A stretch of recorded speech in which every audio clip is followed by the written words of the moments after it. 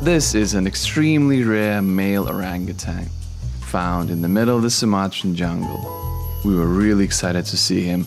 He clearly was not. Our tour guide was trying to get his attention, to get his angry growl. We asked him to stop. This was filmed in Leeches National Park in Sumatra. I hiked through it for 3 days and filmed everything I could to share with you guys. It was a great adventure, and I'm going to show you and tell you everything about it.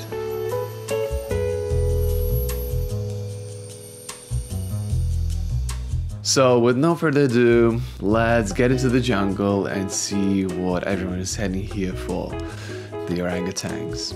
Normally, orangutans, like any other wild animals, wouldn't get too close to people. But these ones are not afraid of humans because they're rescue orangutans. They were kept in captivity, rescued and brought to this national park. They're not scared of people and, to be frank, feel rather comfortable walking around them. You would normally get to see them within the first couple of hours of your hike.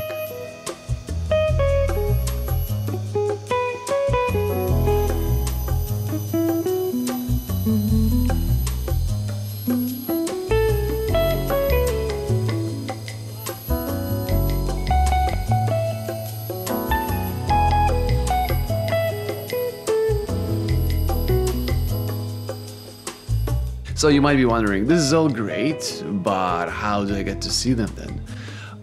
There are two options. You can go to Sumatra or Borneo. If you choose Sumatra like me, then you'll probably need to get to this little village called Bukit Lawang. It used to be an orangutan sanctuary, but it closed in 2003 and now serves as an ecotourism spot. It's only about 80 kilometers away from Medan, the capital of Sumatra. People usually come to Bukit Lawang, stay for a night, leave their bags here and then go for a hike. The hikes could be of various duration, 1, 2 or 3 days. I did a 2-day tour 5 years ago. This time I decided to spend 3 full days in the jungle. It was a huge challenge, but at the same time an unbelievable experience.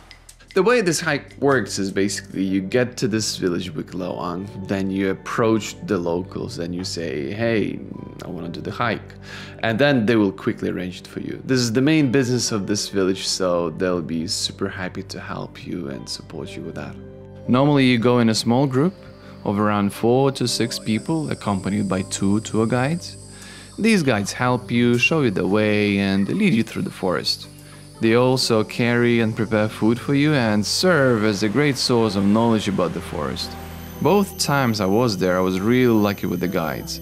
They spoke good English, knew the jungle perfectly well, and understood what to expect and how to behave. Hiking with them felt really safe.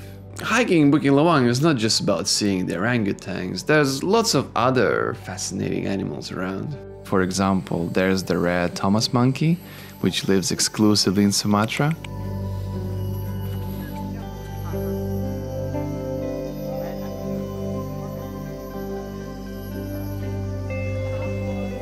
Pigtail macaques are quite common too.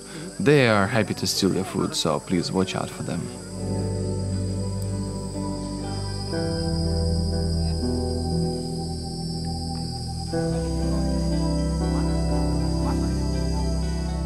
As we're going deeper and deeper in the forest, something very unusual happened to us. We were just on a regular climb of another big hill in the forest, and then all of a sudden I saw that one of the tour guides ran up the hill and then quickly returned, and he said something to the second tour guide, and they told us to rush. They told us that we need to quickly climb up the hill because there was something special that was waiting for us there. And there it was, a fully grown male orangutan. We couldn't believe our eyes. We were incredibly lucky. Our guides explained that they had never seen male orangutans before. Normally, these majestic creatures stay away from the hiking trails and avoid interactions with people. However, I once heard a story about another tour guide encountering a male orangutan. That meeting wasn't as friendly. The orangutan charged towards the guide, grabbing him and swiftly climbing up the trees, holding him in his powerful arms. The guide fought back, and thankfully the orangutan eventually let him go. It was an incredibly close call. The orangutan in the shot appeared peaceful though. Our guide got up close, attempting to capture his low, angry growl. Orangutans typically growl before attacking, and he wanted to demonstrate how it sounds. Fortunately, on that day, the orangutan chose peace and simply left us. We followed it for a little while until it vanished into the dense foliage of the Sumatran rainforest. There was another story that happened to me 5 years ago on my first tour to Bukit Lawang. We met Mina. It is a female orangutan that simply doesn't like people. We were only 30 minutes into a hike through the forest when our guide signaled us to stop immediately. They looked startled and were talking to each other in Indonesian. Then they instructed us to walk quickly and quietly, and that's when we saw her. It was Mina sitting in the middle of the path with her kid. She didn't pay much attention to us, but we knew that could change in a heartbeat. Mina was different from most orangutans. While they usually are friendly and curious, Mina was grumpy and would attack on sight. We had to be extremely careful. Normal orangutans would sit there, stare at people, and mind their own business while visitors happily took pictures. But not Mina. Sadly, it's been a year since anyone saw Mina, and there's a high chance that she's passed away. But memories of her still live on. The tour guides told us stories about her. She now has become a legend of the Bukit Lawang forest.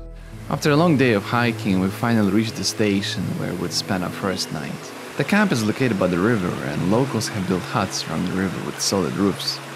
These structures did an excellent job of keeping us safe and dry. It rained quite a lot, even at night, so these shelters proved to be extremely helpful. Inside, you find thin mattresses and mosquito nets. The forest night felt refreshingly cool, and it was time to relax, eat, possibly have a drink, and get an early sleep. During my first hike to this forest 5 years ago, something rather amusing happened to us. We just finished our first day of hiking and reached the camp, and we were just, relaxing and enjoying the rest of the day when our tour guide shared a story with us. He told us that once there was a couple hiking through the forest who reached the camp, and as they were changing clothes, the guy experienced the ultimate horror. A leech had crawled into his underwear and was busy sucking his blood. The story was utterly uncomfortable, and we were all reactive to the mix of "you" and subconscious checks for leeches on ourselves. And then suddenly one of my friends reached out into his shorts, pulled out his hand, and realized it was covered in blood. He freaked out, ran to the tent, and removed his shorts, only to discover that he had a leech down there too. We were torn between screaming and laughing. The situation felt surreal. How likely was it that the same story could happen to us right after hearing it? Thankfully, the guy was fine. He cleaned everything up and went to sleep shortly afterwards. Just to clarify, the leeches are not dangerous or deadly. They are, quite unpleasant, but they can't really hurt you much. The only problem is that the wounds from their bites can take quite some time to heal, so that could be quite problematic sometimes. The next day we continued our hike. On paper, it wouldn't be an exceptionally long walk, around 12 to 14 kilometers every day. However, the jungle terrain was tough. There were no flat surfaces. Instead, we saw just constant hills. Up and down, up and down. The undulating landscape was a test for our endurance. And all of this was happening in the sweltering heat of 32 degrees Celsius within an extremely humid forest. It was far from an easy activity, and I found myself seriously struggling at times. To add to this, I was on my filming mission. I wanted to film everything I saw, but then sometimes I felt so tired that I sometimes was thinking, well, okay, there's another orangutan family, amazing, but I'm so tired. I'm just literally sitting there, just breathing heavily, and I don't want to take my camera anymore. I'm done. Those are my thoughts sometimes. I still pushed myself, but it was not easy. On the first day, I kept my camera constantly hanging around my neck, a decision I later regretted. Most of the time, filming was the last thing on my mind. I was too busy navigating through the hills. And then the camera's weight threw me off my balance, making it even more challenging to move through the forest. So on the second day, I stashed my camera in my bag. It certainly made my hiking easier, but there was a price to pay for that convenience. The second day was rather quiet and most of the time just walking through the jungle in peace, but then suddenly we heard something. And yes, it was the time for another rather unforgettable encounter. We saw a large family of black gibbons. I reached into my bag aiming to get my camera out, but the guide glanced at me and told me to stop immediately. I was a bit confused, and then he explained that this particular family of gibbons is used to people. They know that people often carry food in their bags. Apparently some individuals had fed them in the past, and now the gibbons know what to look for. The guide said that no matter what, I should not open my backpack. Otherwise, the gibbons might attack and steal it. The gibbons were so close, practically surrounding us. I really wanted to film them, and then the guide instructed me to run after him. We sprinted over the hill, well out of sight of the gibbons. He looked around, ensuring that they were not even close to us, and then told me to take out my camera. I did so, and then we ran back.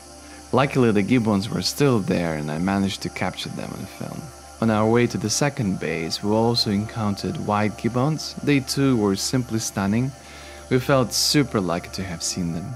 There weren't that many orangutans though. It felt that most of them were situated around the village, while on the second day, when you go deep in the forest, you get to see more of a wild, untouched nature. We encountered just a couple of wild orangutans, ones that actually behaved like wild animals. They'd stay away from people and wouldn't engage with them at all. The second day was also a bit better in terms of crowds. It was August, which is the peak season in this park. Lots and lots of European tourists come here during their summer holidays to hike around this forest. To some extent it was rather disruptive, and I wished I had come a month later or a month earlier when the peak season was off. My first tour through this forest 3-5 years ago was totally different. The forest was empty of any people, and we could enjoy it in peace and silence. If you have a chance to visit this place, try to avoid August. Your experience will be so much better. After a long and tiring walk in the forest, we finally reached the second camp, where we would spend our last night in the forest. This camp was a little bit bigger than the first one. The river was wider and faster, and a number of people were swimming and washing themselves after a long day of hiking. Relaxing there was such a joy. The air felt nice and fresh. Some people spoiled wild orangutans nearby, but I was too tired to go and see them. We spent the rest of the day talking, joking, and playing card games before heading to sleep. Two more things awaited us the next day. The final day of the hike was meant to be relaxing and easy. First, we visited a small waterfall up the river. The walk was relatively short and easy, a welcome relief after long hours of hiking through the forest. The waterfall was pretty, not spectacular and believable, but it provided a nice spot for swimming. Our guides even did some face painting, and we took photos before heading back. These are, by the way, our German friends who were in our team. They were really cool and, in a rather funny way, really matched the stereotype of Germans being amazing hikers. They were really fit and didn't even seem to sweat much. We were sometimes just dying there, breathing heavily and taking long breaks, while these two were just standing there with their bags on their shoulders and just waiting patiently for us. We were really lucky with them. And this is my friend Sophia. We've done a bunch of holidays together. In a way, she's a perfect travel partner, adventurous and resilient. You'll catch glimpses of her in the future videos too. As for me, I spent most of the time behind the camera. Physically, this hike was incredibly tiring, especially on the first day. Once we reached the camp, I took a 2-hour nap and didn't want to move until my headache subsided. Hiking the jungle was certainly no easy feat.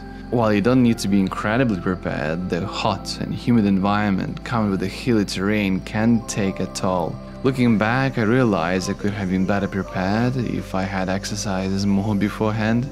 The last part of this journey was probably the easiest and maybe the most pleasant.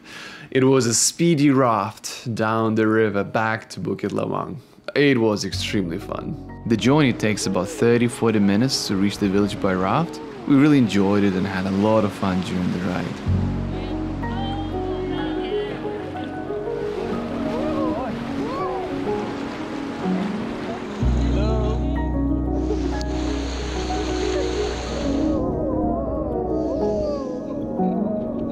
Unfortunately, something unpleasant happened to me right after the hike. When we finished, we were quite hungry and decided to get some pizza in a local cafe. However, shortly after eating, I experienced a really nasty case of food poisoning. I had all the possible symptoms you could imagine, including high fever. As a result, we had to spend an extra day in Bukit Lawang, waiting for my symptoms to subside. In hindsight, I think my body was already so tired and exhausted from the hike that even a not-so-good piece of pizza was enough to knock me out for a couple of days. Fortunately, I managed to recover, and we continue our journey, which I'll share more about in my next video. And this will do for now. I hope you enjoyed the story. I tried to share everything. I combined the 2 journeys to Bukit Lawang in one video, trying to share and tell you everything I've seen and experienced over there. Bukit Lawang is an amazing place. It is adventurous, it is wild. It gives you this really rare opportunity to see something that very few people have seen in real life. So if you get a chance, please do visit. It's definitely worth it. Well, for now, this will do. As usual, please like, subscribe, leave a comment section down below. Again, yes, comments, they really help to boost the video, so please don't feel shy. I'll be happy to see your comment and I'll reply to every single comment that I see there. For now, I've been doing this quite consistently. Yeah, so again, thanks all for watching. Bye, and see you soon.